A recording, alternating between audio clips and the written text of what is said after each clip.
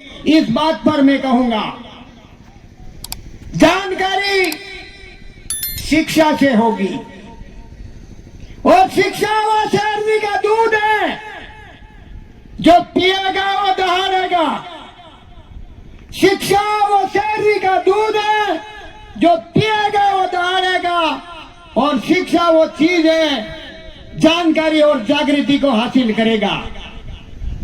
शिक्षा में वो गुण है मंगल ग्रह तक पहुंचने का। साथियों, मेरा एक पर करबद्ध निवेदन है कि आप शिक्षा, एक रोटी कम खाना, एक कपड़ा कम पहनना, लेकिन आपके परिवार को, आने वाली पीढ़ी को बचाना है तो बच्चों को पढ़ाना बहुत जरूरी हो गया है। इन लोगों ने हमारे साथ इतना बड़ा षड्यंत्र किया है, वो षड्यंत्र है शिक्षा। शिक्षा को इन्होंने व्यापार बना लिया है।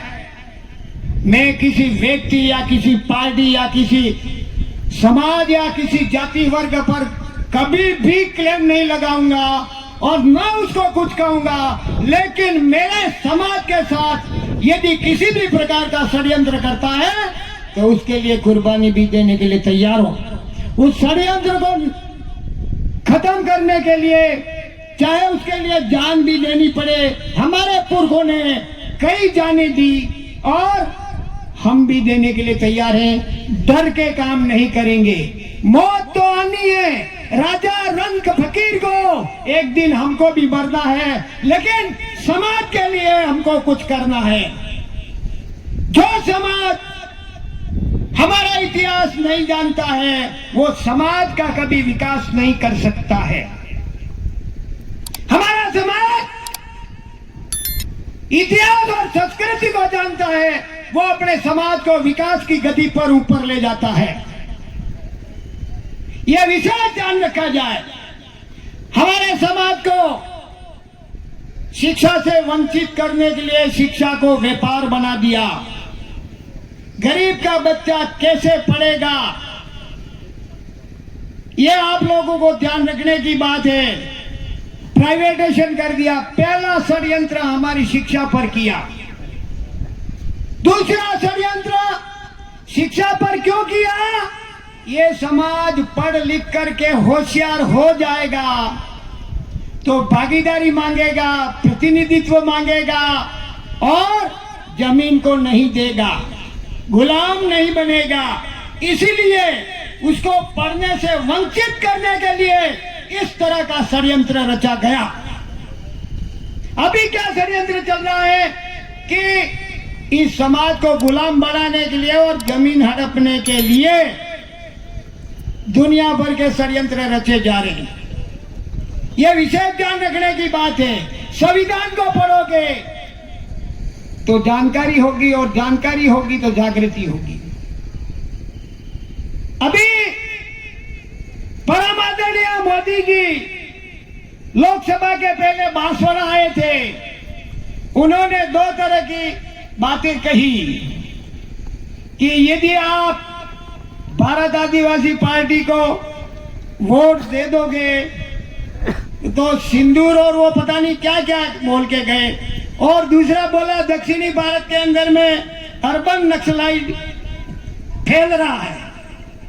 अरे हम ये कह रहे हैं, हम शांति प्रिय लोग हैं, हम भाईचारे को रखने वाले लोग हैं, हम मानवता को रखने वाले लोग हैं। लेकिन मैं उन लोगों से ये पूछना चाहता हूं कि अरबों और करोड़ों रुपए लेके विदेश भाग गए, उनको कौन सी परिभाषा से बोलोगे? ये भी तो बताओ। जो आज हमारी बहन बेटियों के साथ में बलात्कार होता है, रेप होता है, मर्डर होता है, उनको कौन सी परिभाषा बोलते हो आप लोग? वो बात क्यों नहीं कह रहे हो? हमारे समाज को केवल नक्सलवाद से कहते हो। हमारी बहन बेटियों के साथ में बलात्कार होता है, रेप होता है, तो उन लोगों को आप कौन सी परिभाषा बोलोगे? विदेशों में 34 आदमी भारत का रुपया लेके भाग गया, उसकी बात क्यों नहीं करते हो? उनको कौन सी परिभाषा में बोलना चाहते हो? आप क्या चाहते हो? हम भाईचारा, मानव मात्र एक समान, विश्व का कल्याण, ये भावना हम रखने वाले। आज दिन तक किसी भी आदमी, आदिवासी ने किसी के वहां चोरी की हो, डकैती की हो, लूटपाट किया, धोखा दिया हो, तो एविडेंस बताओ। जबरदस्ती। इसीलिए आप और हमको ये ध्यान रखने की बात होगी, हमारे साथ दोस्त कौन है और दुश्मन कौन है, उसकी पहचान करनी होगी। और मैं तो ये कहता हूं, मैं किसी व्यक्ति या किसी पार्टी या किसी धर्म का विरोधी नहीं हूं, लेकिन हमारे साथ कुटाराघात करता है तो फिर हम छोड़ेंगे ही नहीं। ये भी ध्यान रखना भाई। हमारे 244 वन कहता है कि आदिवासी की जमीन कोई नहीं खरीद सकता है। खरीदने की बात तो ठीक है, लेकिन न राज्यसभा, न विधानसभा, न लोकसभा, सबसे ऊंची ग्राम सभा। इसीलिए हमारे गांव गांव में सभी को रूढ़िगत ग्राम सभा बनाना बहुत जरूरी है।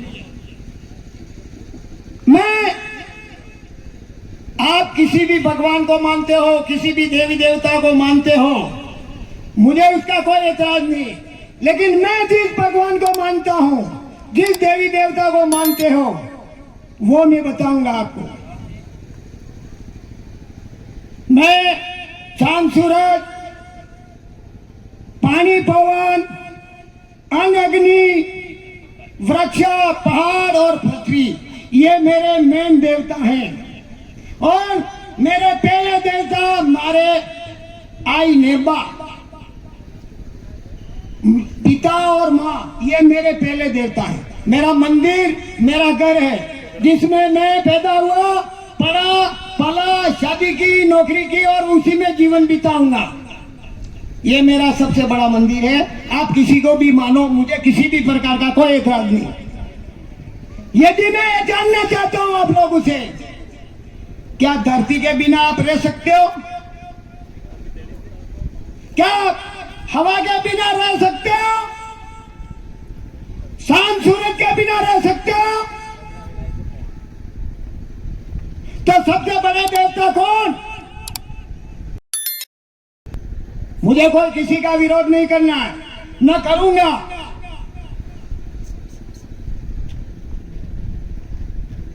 इसीलिए हमारे जीवन में हर एक प्रकार से काम में आते हैं और हर एक प्रकार से हमको सुविधा देते हैं। वो भगवान हमारे लिए सबसे पूजनीय और बड़ा भगवान है। कुदरत ने बनाया हुआ देवी देवता सही है या मानव रचित देवी देवता सही है? मानव रचित देवी देवता केवल ब्राह्मणों के खेत हैं, उनके काम तो करना नहीं है और पूजा पाठ करके मस्त रहना है, मजदूरी तो करनी नहीं। इसीलिए इस तरह के झांसे में आप नहीं आओ। साथियों, मेरा टाइम भी हो गया है, समय भी हो गया है और चिट्ठी भी आ गई है। मैं एक भजन करके बंद कर दूंगा। मुझे बहुत कुछ कहना था, लेकिन सबका समय अलग अलग होता है। मानगढ़ पर जो क्रांति हुई थी और गोविंद गुरु ने जो भजन गाया था, वो भजन गा करके मैं अपनी वाणी को विराम दूंगा।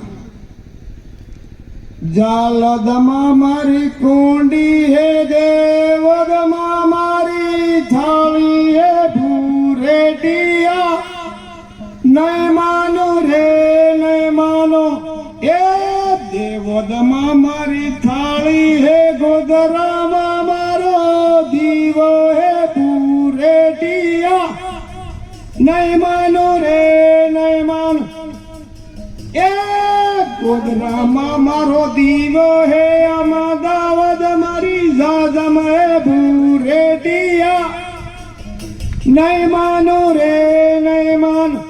अहमदाबाद मारी जाजम है, ने दिल्ली में मारी कालम है, भूरे दिया नहीं मानो रे नहीं मानो।